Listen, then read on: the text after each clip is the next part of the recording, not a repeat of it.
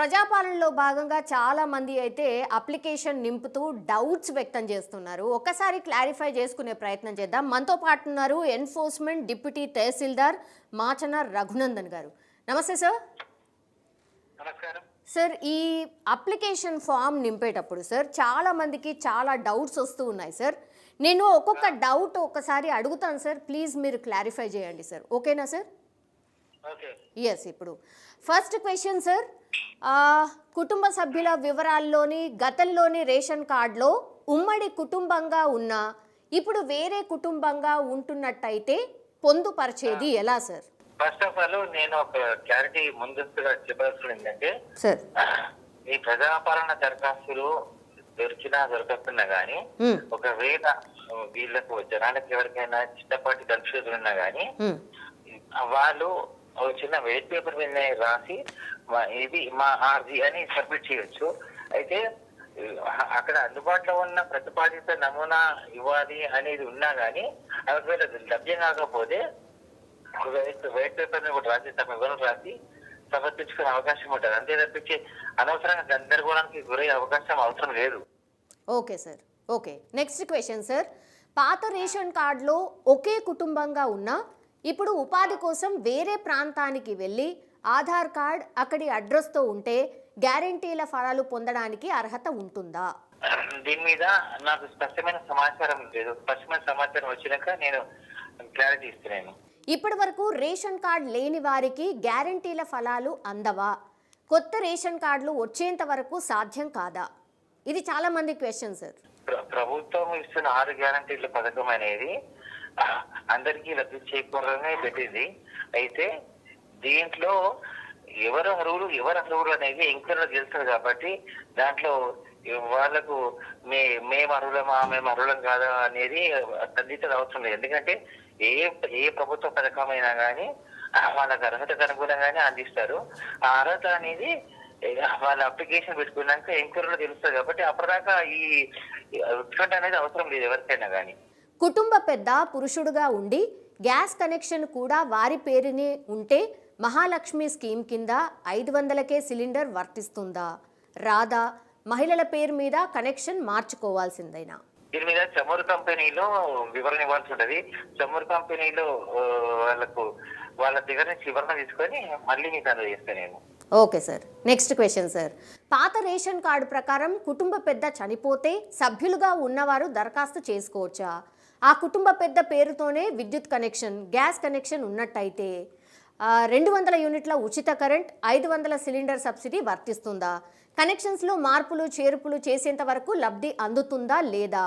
కార్డులో అప్పట్లో వివాహం కాకుండా ఉన్న వాళ్ళు ఎవరైతే ఉంటారో ఇప్పుడు పెళ్లి చేసుకున్నట్టయితే భార్య ఆర్ భర్త పేరు చేరకపోతే వారి వివరాలను ఇప్పుడు దరఖాస్తులో ప్రస్తావించొచ్చా? లబ్ధి కలుగుతుందా? ఫస్ట్ ఆఫ్ ఆల్ రేషన్ కార్డులు కానీ ఆహార భద్రత కార్డులు కానీ ఇవేమో జెంట్ పేరు మీద ఇవ్వలేదు, మహిళల పేరు మీద ఉన్నాయి. సో మహిళల పేరు మీద ఉన్న ఆహార భద్రత కార్డులో ఇప్పటి వరకు మేము అడిషన్స్ పెట్టాము. అయితే ఇప్పుడు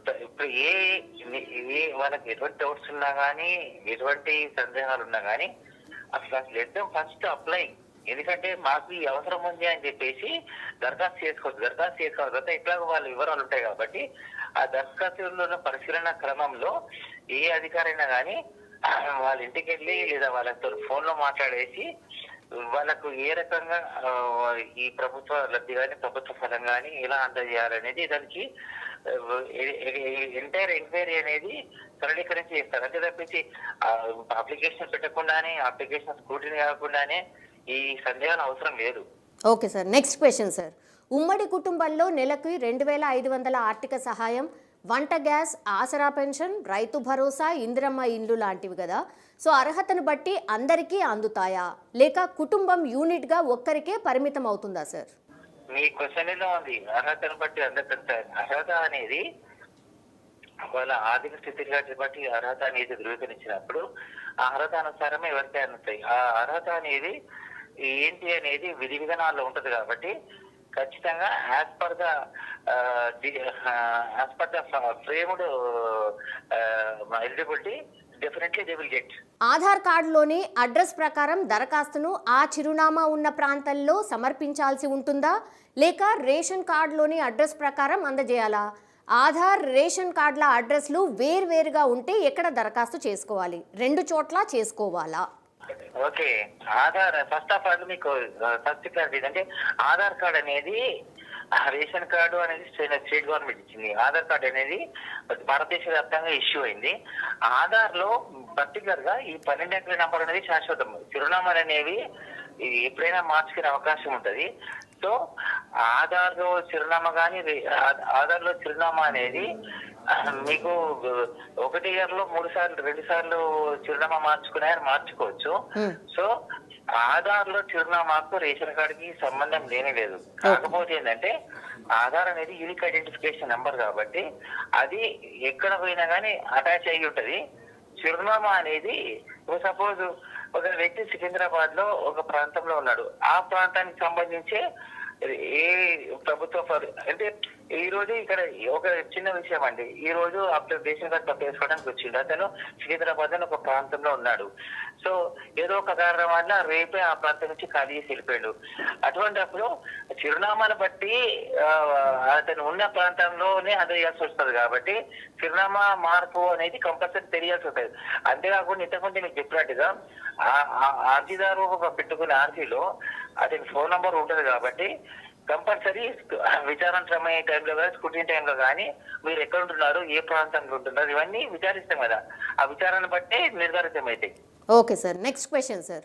పాత రేషన్ కార్డు ఉన్నప్పుడు నిరుద్యోగిగా ఉండి ఇప్పుడు ఉద్యోగి, వ్యాపారిగా లేదంటే స్వయం ఉపాధి వ్యక్తిగా మారితే ఆ కార్డులోని సభ్యులందరికీ 6 గ్యారంటీలు అందకుండా దెబ్బ పడుతుందా? ఒక్కరి ఆదాయ పరిమితి పెరగడంతో మిగిలిన వారందరికీ అన్యాయం జరుగుతుందా సార్? ఒక రేషన్ కార్డు లో ఉన్న వాళ్ళలో ఒకరికి ఉద్యోగం వస్తే ఆ ఉద్యోగి అర్హుడైతాడు. సపోజ్ ఒక కుటుంబంలో ఒక 2 అబ్బాయిలు ఒక అమ్మాయి ఉంది అనుకోండి, ఆ అమ్మాయి పెళ్లి చేసుకొని వెళ్ళిపోతుంది. సో అటువంటిప్పుడు మిగిలిన ముగ్గురులో కూడా ప్రభుత్వానికి అర్హులుగా భావిస్తే, అంతేకాకుండా ఇంతకుముందే నేను చెప్పినట్టుగా రేషన్ కార్డు ఇష్యూ ఎంక్వైరీలో కంపల్సరీ ఇంటి వారిని కాకుండా ఇంటి చుట్టుపక్కల వాళ్ళని కూడా మేము ఎంక్వైరీ చేస్తాం. అటువంటిప్పుడు ఇక్కడ కూడా ఏ కుటుంబాన్ని కానీ అనవసరంగా అన్యాయం జరగాలి అని ఎవరు ఊరుకోరు, అన్యాయం జరగదు. అట్లాగే నిజంగా వాళ్ళ అర్హులు perfect, everything is perfect, everything is all right అనుకుంటే ఖచ్చితంగా they will get the benefit card.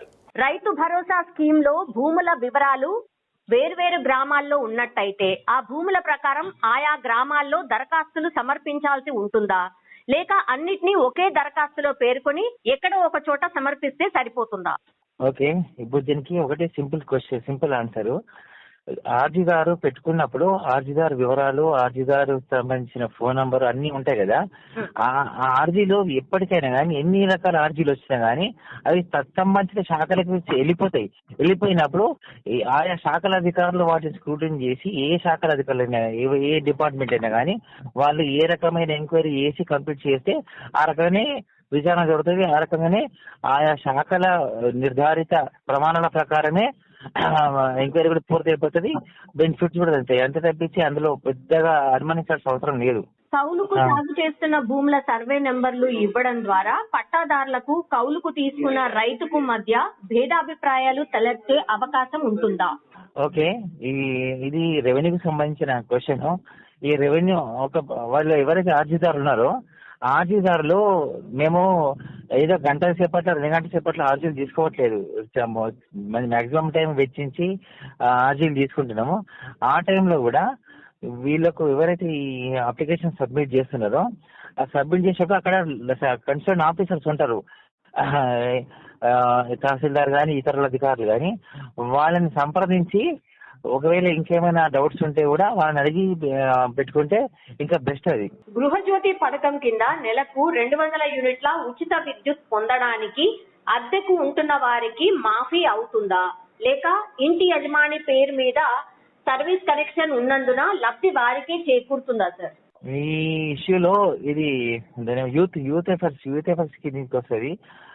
వాళ్ళు ఈ ప్రజాపాలనకు సంబంధించి మనకు ఆల్రెడీ కొన్ని స్పష్టమైన ఫ్రేమ్ గైడ్ లైన్స్ ఉన్నాయి, వాటికి వెళ్ళి చూడమని చెప్పండి. ఎందుకంటే ఇప్పుడు మీరు ఇది అద్దె ఇల్లు విషయం, ఈ అద్దె ఇల్లు విషయంలో ఇంతకుముందు కూడా మీకు వేసిన క్వశ్చన్ ఒక ఆన్సర్ ఇచ్చిన, రెంట్కు ఉండడం అనేది ఈ రోజు కానీ రేపు కానీ ఇల్లు మార్చే అవకాశం ఉంటది. కాబట్టి దాంట్లో ఎప్పటికైనా కానీ బెనిఫిషరీకి అందాలనేది ఒక స్పష్టమైన నిర్ణయము. సో ఈ అద్దె ఇల్లు అనే విషయంలో ఎవరైనా సరే ఎంక్వైరీ చేసేటప్పుడు ఎక్కడ ఉంటున్నారని చెప్తే దాని ప్రకారం అందుతాయి. రేషన్ కార్డులో ఒకే కుటుంబానికి చెందిన వారిగా ఉన్న వంట గ్యాస్ సిలిండర్ కనెక్షన్లు ఎక్కువగా ఉన్నట్టయితే వాటికి వర్తిస్తుందా? కుటుంబం యూనిట్ గా లేక రేషన్ కార్డ్ యూనిట్ గా ఒక్క కనెక్షన్ కి సబ్సిడీ వర్తిస్తుందా? అంటే ఒక రేషన్ కార్డు మీద ఒక కనెక్షన్ కానీ డబుల్ కనెక్షన్స్ కానీ ఉన్నాయి, అంతకంటే ఎక్కువ ఉండే ఛాన్సెస్ లేవు. ఎందుకంటే సింగిల్ కనెక్షన్ కి డబుల్ రీఫిల్ వస్తుంది, అది పద్ధతి. అంతకంటే మించి ఎక్కడ ఇష్యూ చేసిన సంఘటన లేవు. దళిత బంధు ద్వారా జేసీబీ ఆర్ 4 వీలర్ లాంటివి కొనుక్కొని స్వయం ఉపాధితో బతుకుతూ ఉన్నట్టయితే వారికి 6 గ్యారంటీలు వర్తిస్తాయా? 4 వీలర్ యజమాని అనే పేరుతో కోత పడుతుందా? ఈ దళిత బంధు అనేది ప్రభుత్వంలోని వేరే శాఖ చూస్తుంది. అయినప్పటికీ కూడా నేను మీరు అడిగిన 2-3 ప్రశ్నలకు సమాధానం ఇస్తూ ఒకటి చెప్పినాను. అర్జీదారు అప్లికేషన్ పెట్టుకున్నప్పుడు అతను ఇచ్చిన ఫోన్